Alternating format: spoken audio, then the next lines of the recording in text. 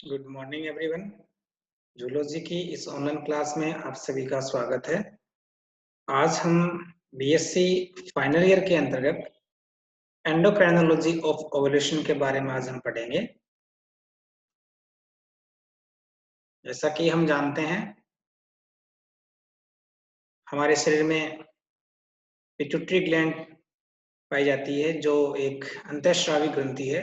Endocrine type की एक ग्रंथि है, जिसके स्राव को ले जाने के लिए किसी प्रकार की डक्ट उसमें नहीं पाई जाती है, और इस ग्लैंड से निकलने वाले जो हॉर्मोन्स होते हैं वो सीधे ही ब्लड में ट्रांसफर कर दिए जाते हैं।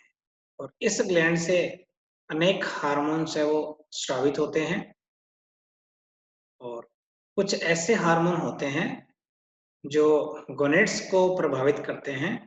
उन्हें हम गोनेडोट्रोपिन्स हार्मोन्स कहेंगे। और पिट्यूटरी ग्लैंड के ऊपर हाइपोथैलेमस का कंट्रोल होता है, जैसा कि इस चित्र में आपको दिखाई दे रहा होगा। यहाँ ये हाइपोथैलेमस है और ये पिट्यूटरी ग्लैंड है, और पिट्यूटरी ग्लैंड हाइपोथैलेमस से कनेक्ट होती है, जुड़ी हुई होती है। हाइपोथैलेमस से एक रिलीजिंग फैक्टर स्रावित होता है, जीएनआरएच, गोनेडोट्रोपिन रिलीजिंग हार्मोन।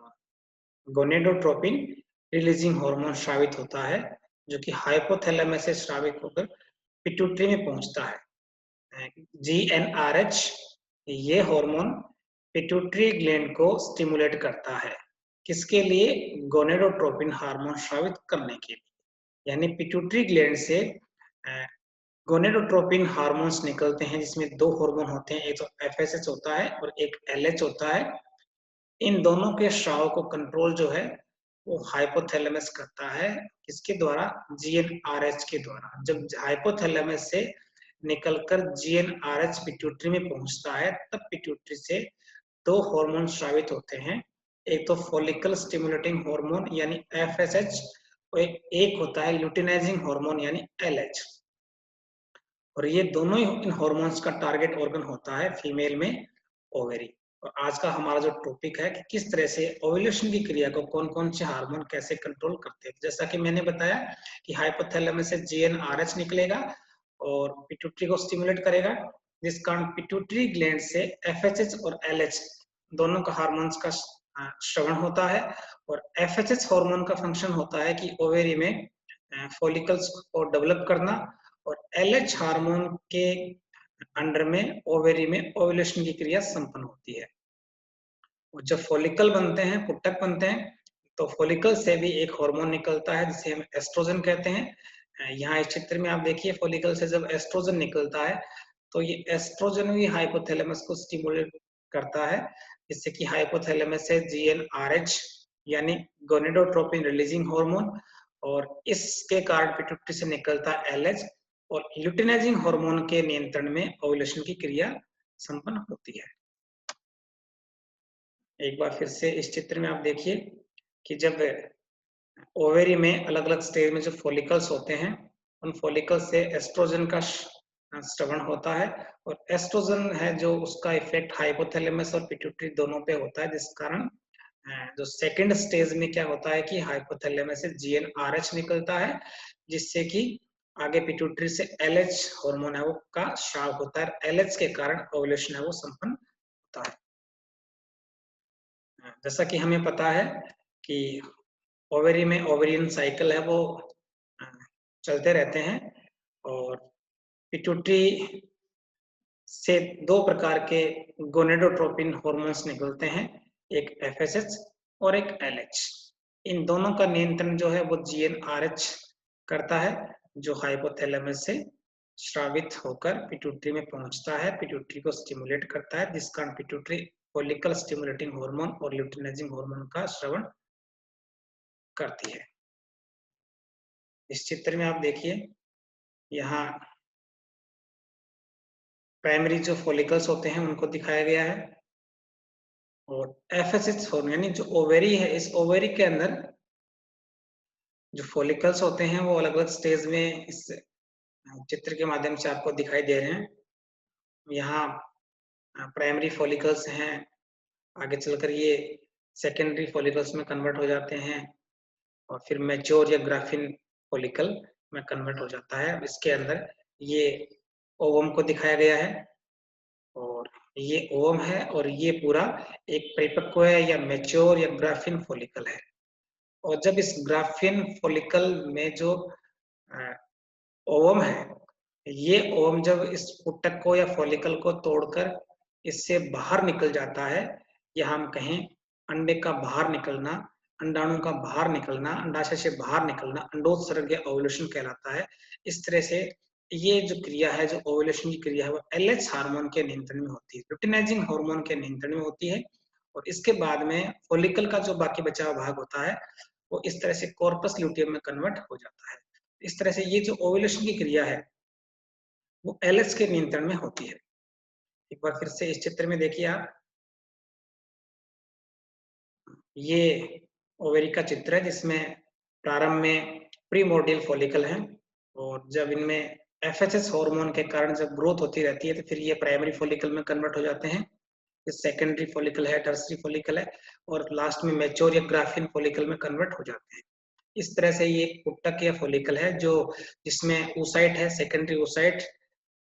ये इसमें जो फॉलिकल है वो एकदम परिपक्व हो गया है और जब ये इसमें जो oocyte है, इस oocyte का फॉलिकल को तोड़कर इसका बाहर निकलना, ये ओव्यूलेशन या अंडोत्सर्ग की क्रिया या डिंबोत्सर्ग की क्रिया कहलाती है और ये ल्यूटिनाइजिंग हार्मोन के नियंत्रण में होती है जो कि पिट्यूटरी से स्रावित होता है। इस ओव्यूलेशन के बाद में जो फॉलिकल का बाकी बचा हुआ जो भाग है, ये कॉर्पस ल्यूटियम में कन्वर्ट हो जाता है। जैसा कि कॉर्पस ल्यूटियम है, बाद में ये भी एक प्रकार से ग्लैंड के रूप में ये काम करती है। इस चित्र में फिर से आप देखिए, यहाँ ये डेवलपिंग प्राइमरी फॉलिकल्स हैं और ये इसमें सेकेंडरी oocyte है और आगे ये मैच्योर या ग्राफिन फॉलिकल में कन्वर्ट हो गया और इस फॉलिकल में से ओवम का बाहर निकलना, ये ओव्यूलेशन है जो कि एलएच के नियंत्रण में होता है और उसके बाद में जो फॉलिकल का बाकी बचा हुआ शेष भाग होता है उसमें ल्यूटिन नामक पदार्थ है वो इकट्ठा हो जाता है और ये संरचना है वो कॉर्पस ल्यूटियम में कन्वर्ट हो जाती है जिसे हम ल्यूटिन भवन भी कहेंगे, ल्यूटिनाइजेशन कहेंगे। और बाद में ये ग्लैंड्स की भांति काम करेगी, हार्मोन्स का स्राव करेगी। तो ये ओव्यूलेशन इस चित्र में एक बार फिर से आप देख सकते हैं कि यहाँ फॉलिकल है उसको दिखाया गया है और इसके चारों तरफ थीका सेल्स और अंदर है वो ग्रेनुलोसा सेल्स और ये सेकेंडरी oocyte है और एलएच हार्मोन के कारण, ल्यूटिनाइजिंग हार्मोन के कारण जो ओवम है, सेकेंडरी oocyte है, उस इस फॉलिकल को तोड़कर इससे बाहर निकल जाता है। इसका बाहर निकलना ओव्यूलेशन कहलाता है जो कि एलएच के कारण होता है। इसमें एक बार फिर से देखिए, इस तरह से ये प्रीमोर्डियल फॉलिकल्स होते हैं, बाद में ये एफएसएच हार्मोन या फॉलिकल स्टिमुलेटिंग हार्मोन के कारण प्राइमरी फॉलिकल में ग्रोथ होती है, इनमें डेवलपमेंट चलता रहता है, बाद में प्राइमरी फॉलिकल्स में, सेकेंडरी फॉलिकल्स में और ग्राफिन फॉलिकल में कन्वर्ट हो जाते हैं और इसमें से ओवम का बाहर निकलना ओव्यूलेशन हो गया और बाकी बचा हुआ जो भाग है वो कॉर्पस ल्यूटियम में कन्वर्ट हो जाता है। और ये जो फॉलिकल्स का डेवलपमेंट है वो एफएसएच हार्मोन के कारण संपन्न होता है।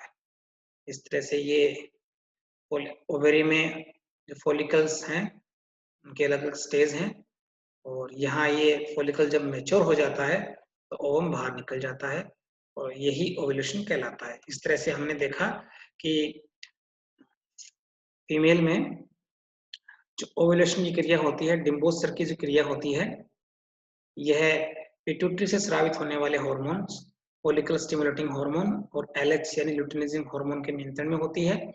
जो फॉलिकल स्टिमुलेटिंग हार्मोन होता है, ये दोनों ही हार्मोन जो हैं वो गोनेडोट्रोपिन हार्मोन कहलाते हैं, जो जीएनआरएच के नियंत्रण में होते हैं और जीएनआरएच जो है वो हाइपोथैलेमस से रिलीज होता है। इस तरह से हाइपोथैलेमस पिट्यूटरी को कंट्रोल करता है और हाइपोथैलेमस से जीएनआरएच निकलता है तो पिट्यूटरी से एफएसएच और एलएच का स्राव होता है और इस तरह से पिट्यूटरी से निकलने वाला जो एफएसएच हार्मोन है, इसके कारण जो फॉलिकल हैं उनमें ग्रोथ होती है फॉलिकल मैच्योर होते हैं और उसके उपरांत LH हार्मोन के कारण जो ग्राफिन फॉलिकल है उससे ओवम या अंडाणु है वो बाहर निकल जाता है और इस तरह से ऊतक को तोड़कर उस साइड का बाहर निकलना ओव्यूलेशन कहलाता है। और इसके लिए जो LH हार्मोन है वो इसको इफेक्ट करता है, प्रभावित करता है, नियंत्रित करता है। तो मुख्य रूप से ओव्यूलेशन के लिए FSH और LH हार्मोन है वो जिम्मेदार होते हैं। तो इस तरह से आज की इस ऑनलाइन क्लास में हमने देखा कि किस तरह से जो एंडोक्राइन ग्लैंड्स होती है या हार्मोन जो होते हैं वो ओव्यूलेशन को प्रभावित करते हैं और नियंत्रित करते हैं। Thank you.